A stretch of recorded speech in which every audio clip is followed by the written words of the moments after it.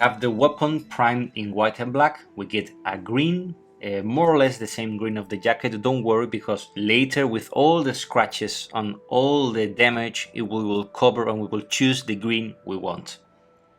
Now with an old brush we get black. This is ink black, where you can get normal black, really diluted, and start placing the general and bigger shapes of damaged in all the parts you see in the rifle.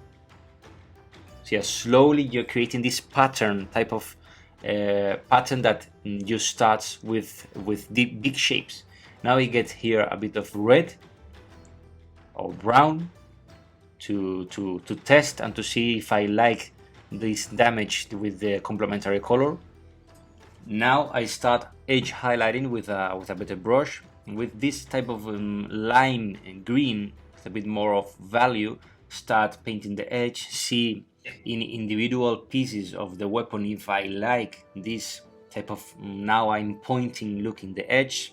I'm trying to search my own way to paint it, and little by little I discovered that this is a good approach. It's not bad, but I feel like I want something else. I feel like I want more damage in the weapon, more texture. So I start doing this texture with this grayish tone of like we did with the leather, and I start placing strokes a bit in a chaotic way, but I know where I'm placing there. With big shapes, you see that are big shapes, big scratches here and there, and the gray is perfect, because then you can change the color of this gray by giving washes over it. Stop. We analyze our work. It needs a bit more of micro tones, so we get the tone of purple that we already used to add this extra contrast and extra interest to the green, and I start placing it like that with a lot of flow. I'm letting my hand do the work and not my brain. This is like making decisions through or while I'm painting. And slowly with a wash of this purple, I'm deciding to place the purple in the bottom part of the rifle, because I followed the same explanation than with the bikini. The bottom parts will be more warm, and in the top parts I will decide to add a bit more of yellowish to the top of the rifle, to the green. Now here a realistic base to do this of the purple could be that a warm bulb in the distance that affects the inferior part of the rifle, or the proper ground that's a bit more warm. Always when you have a decision, just make sure it's based on real life. We compare the rifle with the figure and we see that that's too gray, so we need more tone, more saturation. We're going to do a mix of a type of green lime with a bit of yellow to create more contrast by temperature. You have the purple in the bottom and this warm tone in the top. You see, like in a few washes, you stain all the surface of gray we created before. This is why the gray is perfect for this. Now it's time to add another type of textures. We added that big square or triangle texture. Now let's do scratches.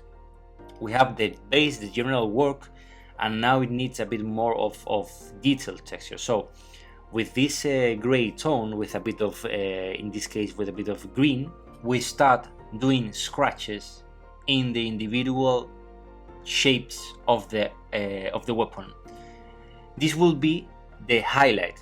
You have to imagine that where you focus more scratches, there will be a highlight. For example, in the middle of the plate I'm painting now, and also in the middle of the plate that's above there, I created immediately a highlight. This is because I focus the scratches only on one part. It doesn't mean that it has to be in the middle. For example, there is in one side of the corner, so you create it you create highlight using these scratches and letting a more darker tone in, for example, in the top part of the corner that doesn't have scratches. It has this shadow that we created before with these big shapes of damage that we did in the beginning.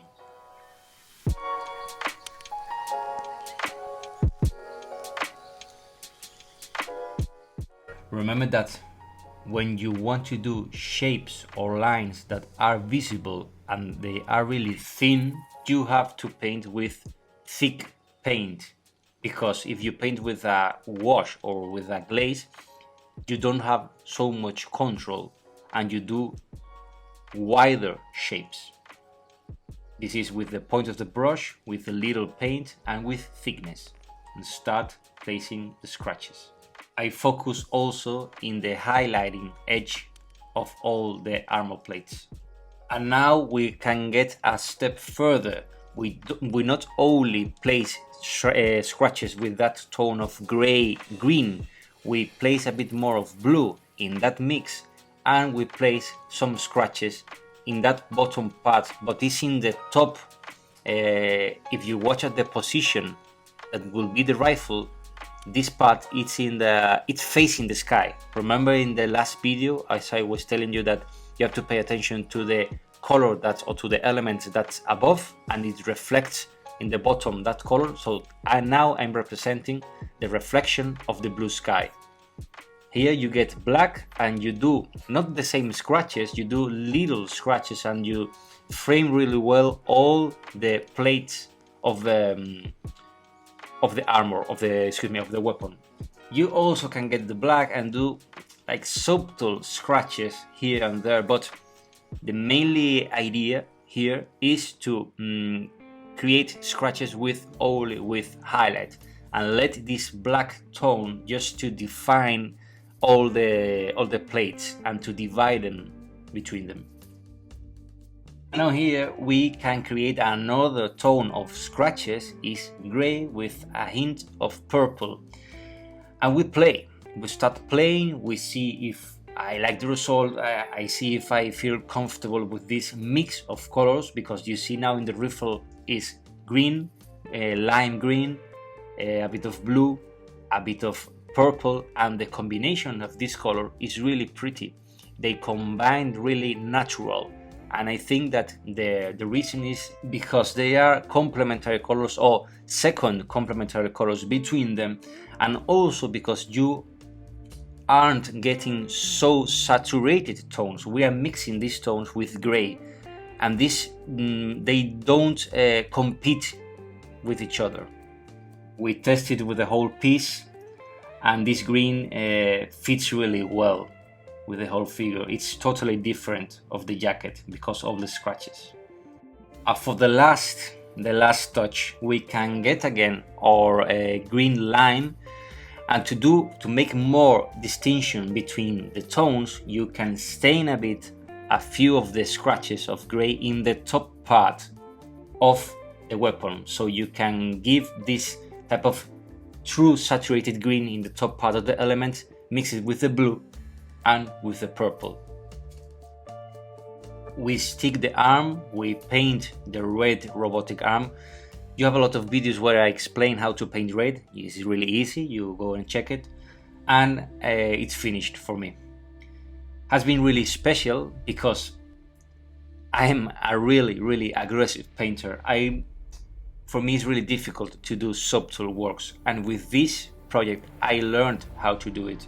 And this silly thing allows me to, or let me the tools to be a better painter, because now I can choose where to be aggressive or where to be soft.